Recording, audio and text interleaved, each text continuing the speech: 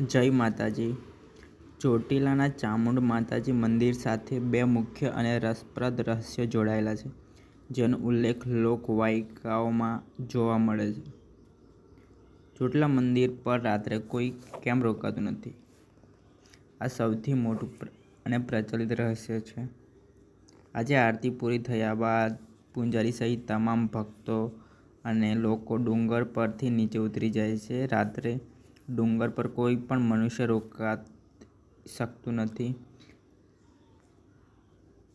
પૌરાણિક માન્યતા: કાળભૈરવની ચોકી: ભક્તો માને છે કે માતા ચામુંડાની રક્ષા માટે રાત્રિ દરમિયાન સ્વયં કાળભૈરવ ડુંગર પર ચોકી કરે છે અને માતાજીની હાજરીને કારણે ત્યાં કોઈ મનુષ્યનું રોકાવું શક્ય નથી।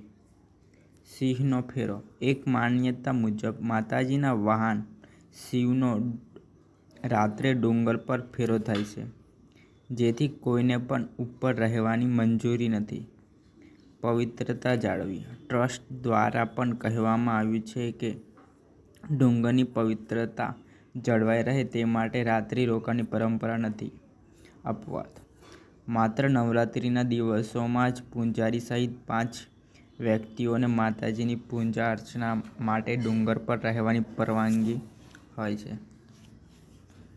માતાજીની મૂર્તિનું સ્વરૂપ: ચોટીલામાં બિરાજમાન ચામુંડા માતાજીની મૂર્તિના સ્વરૂપને લઈને પણ એક લોકપ્રિય કથા પ્રચલિત છે। પૌરાણિક કથા: જ્યારે દેવી મહાકાળીએ ચંડ અને મૂંઢ નામના રાક્ષસોનો વધ કર્યો ત્યારે મૂંઢનું મસ્તક ચોટીલાના ડુંગર પર પડ્યું।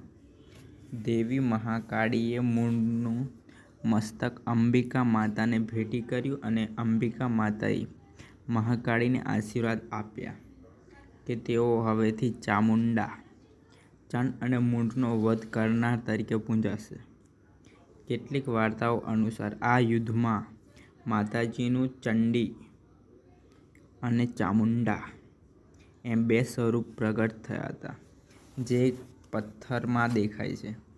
આ બંને રહસ્યો ચોટીલા ધામની ધાર્મિક આસ્થા અને મહત્વને વધુ ગૂઢ અને અનોખું બનાવે છે।